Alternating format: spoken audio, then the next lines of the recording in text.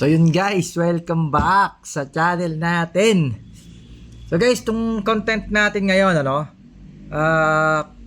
nakaipon na tayo ng 38 na Angel Medal.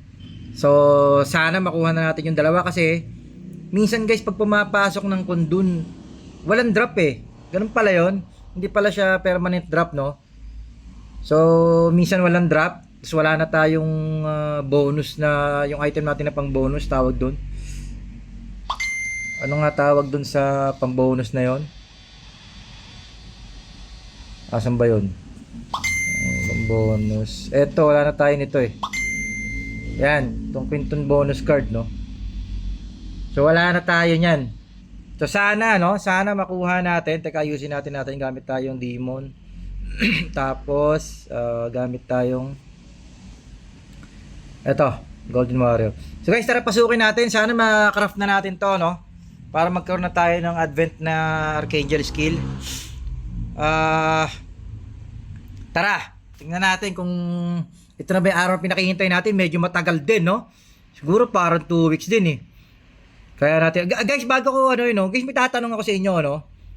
Itong skill talent natin, sino ba may mga skill talent na itong mean weapon attack? Guys, nag-reset kasi ako, no? Minax ko yung hit. Itong hit. Ito kasing mean weapon attack up. Hindi ko alam kung saan dumadagdag yung stats niya, no? Sinubukan ko siyang i-upgrade, parang wala nagbago sa attack natin. So guys, baka merong may alam sa inyo, no? Baka merong may alam sa inyo. Sana comment kayo rito kasi nakakaalam para saan tong mean weapon attack up. No? Kung saan siya makikita yung in-upgrade natin siya.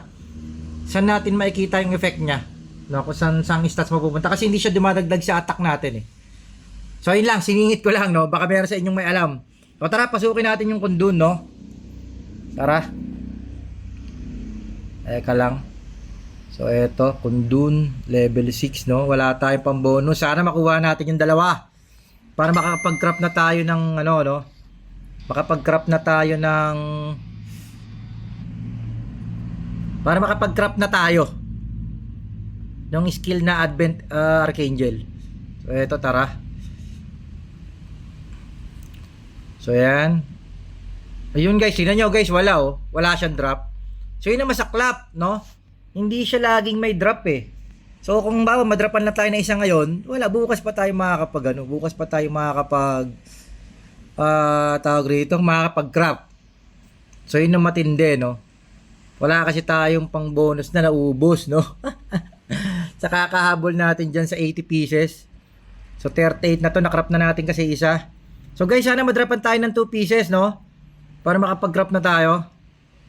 Tara, subukan natin. Sana drapan tayo ng dalawa. Yun, isa lang guys, isa na lang. Kailangan natin sana drapan pa tayo ng isa. So 39 na siya, no? Sana drapan pa tayo ng isa para matuloy na to, no?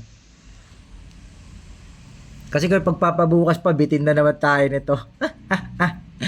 Hindi nga tayo nag 3v3 kahapon guys, para lang ni-reserve natin yung 10 na lime eh. Para kasakali makabuo tayo ngayon eh. At least makapalag-palag man lang tayo sa 3v3, no? Yung kasi pinakalugi sa atin, wala tayong advent. Ayun, guys, nilaglagan tayo. So yun guys, swerte. Tara. So yun guys, 40 na. Okay, so buuin na natin, no? Tayo ng Noria sa dasalan natin. May comment kasi sa atin, nagpupunta pa tayong Noria eh. Nakakasanayan kasi, no? Parang wala lang. Gusto ko lang na sa Noria talaga nagkakrap. Parang dito swerte eh. So eto, asa na Archangel gear? Yan, secondary weapon. So ayan guys So ito na guys, ang may uwagang weapon pag kinrap natin yan.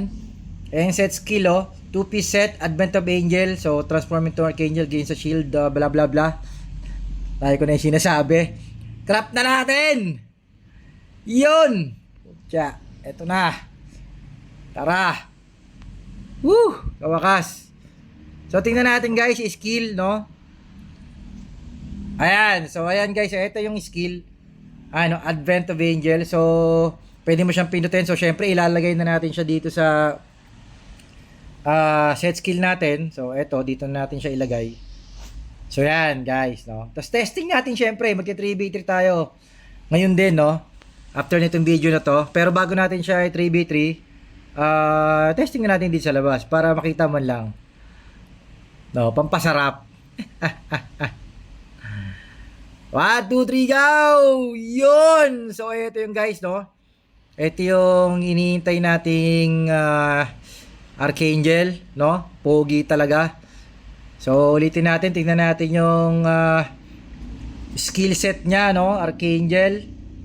So, ayan, no? 2-piece set. Archangel at Advent of Angel. Transform into Archangel. Gains 50 at gains up 50% max HP. Nabubulol tuloy tayo during the period. So nga lang, deals 70% less damage tayo. Bababa yung damage ng 70%. So parang 30% attack kayo.